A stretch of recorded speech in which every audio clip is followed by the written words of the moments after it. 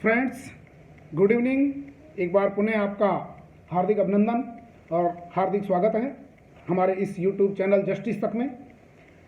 पिछले 2 दिन से आपका उत्साह देख करके और हमसे जुड़ने वालों की संख्या, व्यूअर्स की संख्या, सब्सक्राइबर्स की संख्या देख करके और हमें वाकई में जनसेवा करने में आनंद आने लगा है। बहुत से लोग हमसे जुड़ रहे हैं, बहुत से भाई बहन परेशान होकर के और हमारे पास में आ रहे हैं, हमारी सेवाओं का लाभ ले रहे हैं।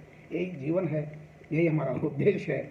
आज हम ज़्यादा वक्त आपका नहीं लेंगे और मैं RP Meena, advocate from Jaipur, मैं आपको आज ये बताऊंगा कि आप माननीय, क्योंकि कई भाई बहनों को पता ही नहीं है कि न्यायालय में कब जा सकते हैं और कब नहीं जा सकते हैं। इसका एक टाइम फ्रेम फिक्स होता है, उसके बाद आप एक प्रक्रिया निर्धारित करने के बाद में आप माननीय न्यायालय में जा सकते हैं। 2 तरीका यहाँ पर हम आपको निर्धारित है जो बताना चाहेंगे।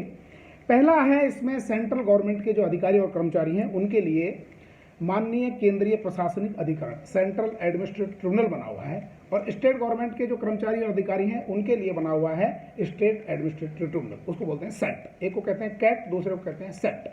अब इसमें 2 तरीके से आप जा सकते हैं। नंबर 1, सपोज करिए आपने अपना कोई प्रमोशन का, कोई ट्रांसफर का, या कोई चार्जशीट से रिलेटेड, या कोई किसी भी प्रकार के एरियर से रिलेटेड कोई आपने रिप्रेजेंटेशन, अभ्यावेदन दे रखा है। सपोज करिए आपने अभ्यावेदन दिया 30/7/2020 को, तो इसके 6 महीने बाद, 6 महीने तक आप वेट करेंगे, प्रशासन से आप लड़ते रहेंगे या आप रिप्रेजेंटेशन देते रहेंगे प्रशासन को, लेकिन 6 महीने कंप्लीट होते ही आप माननीय न्यायालय में जा सकते हैं। फिर आपको किसी प्रकार की वेट करने की कोई आवश्यकता नहीं है। अब उसके भी कितने दिन तक आप न्यायालय में जा सकते हैं? 6 महीने सपोज करिए आपके पूरे हो रहे हैं 30/1/2021 को, तो यहाँ पर अब आपका टाइम फिक्स शुरू होता है 30/1/2021 से 30/29/1/2022 तक, यानी विद इन 1 ईयर। जो भी आपका रिप्रेजेंटेशन की एक्सपायरी डेट हो रही है, उस एक्सपायरी डेट के विद इन 1 ईयर आप माननीय न्यायालय में जा सकते हैं। उसके बाद में लिमिटेशन एक्ट लागू हो जाएगा और फिर आपको डिले, कंडोन और ये प्रक्रियाओं का सामना करना पड़ेगा, जो बहुत मुश्किल हो जाता है। अब सपोज करिए आपकी चार्जशीट है, आपकी चार्जशीट जो है डिसाइड हो गई। चार्जशीट डिसाइड होने के बाद में आपको पनिशमेंट मिल गया, उसमें अपील हो गई, अपीलेट ऑर्डर भी आ गया। अपीलेट ऑर्डर आने के तत्काल बाद, अपीलेट तक आप नहीं जा सकते, लेकिन अपीलेट ऑर्डर जो ही सरकार जारी करती है, विभाग जारी करता है, उसके तुरंत बाद आप स्टेट गवर्नमेंट के कर्मचारी सेट में और केंद्रीय सरकार के कर्मचारी जो है वो माननीय कैट में जा सकते हैं। कब जा सकते हैं? या तो अपील डिसाइड होते ही, रिप्रेजेंटेशन डिसाइड होते ही, और यदि रिप्रेजेंटेशन डिसाइड कर दिया है या अपील डिसाइड कर दी है तो उसके विद इन 1 ईयर, उसके भी विद इन 1 ईयर आपके पास में टाइम है तत्काल। जैसे सपोज करिए आपका अपीलेट ऑर्डर 1/7/2019 को डिसाइड हुआ, तो आप जो है 1/7/2020 तक न्यायालय की शरण में जा सकते हैं, यानी आपके पास में टोटल 1 ईयर है पूरा। 1 साल खत्म होने के बाद में फिर limitation act section 21 of the administrative tribunal act ये लागू हो जाता है। तो उस कंडीशन में बड़ा मुश्किल हो जाता है कई बार, क्योंकि डिपेंड करता है फिर सिचुएशंस कैसी है।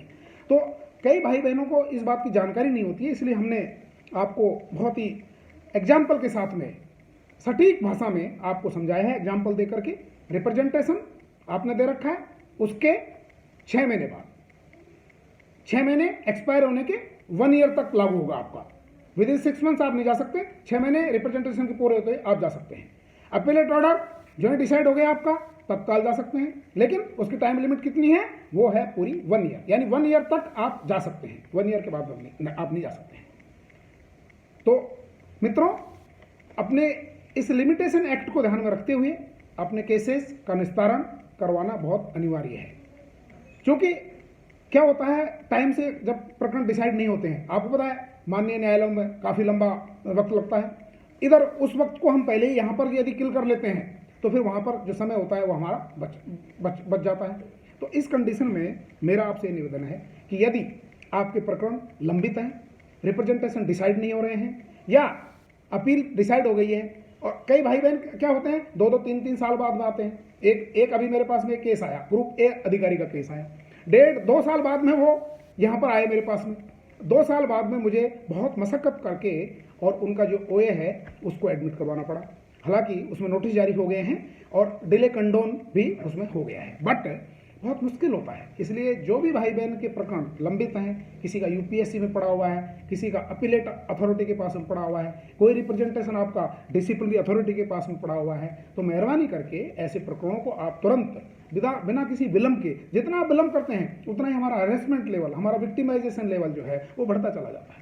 तो मेरा आपसे निवेदन है कि आप अपने जो भी लंबित प्रकरण हैं उनमें किसी भी प्रकार का विलंब ना करें। एक सिद्धांत बना के चलिए। ठीक है, जीवन में जो भी अप्स एंड डाउन आते रहते हैं, लेकिन उस अप्स एंड डाउन में जो भी चार्जशीट है, जो भी प्रोसीडिंग है उसकी, वो तुरंत होनी चाहिए।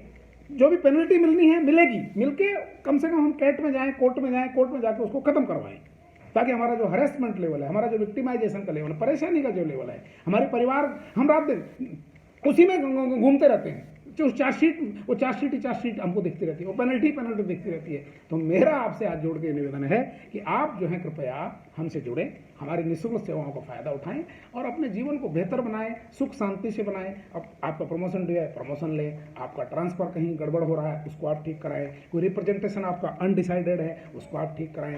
क्योंकि देखो, न्याय प्राप्त करने के लिए आपको लड़ाई तो लड़नी पड़ेगी और उसमें आपको किसी प्रकार की कोई डरने की आवश्यकता नहीं है। यदि आप न्यायालय में जा रहे हैं तो ये कोई आप कोई गुनाह नहीं कर रहे हैं, ये आपका लोकतांत्रिक अधिकार है। उसके लिए प्रक्रिया निर्धारित है, उस प्रक्रिया का पालन करिए। उसको चैनल्स जो हैं उसको कहते हैं चैनल एडजस्ट करना, उन चैनल्स को आप एडजस्ट करिए और एडजस्ट करने के बाद में आप जाइए। कईयों के बाद दिमाग में ये घुसा हुआ है कि हम यदि न्यायालय में चले जाएंगे हमें दूसरी चार्जशीट मिल जाएगी। नो, कभी नहीं।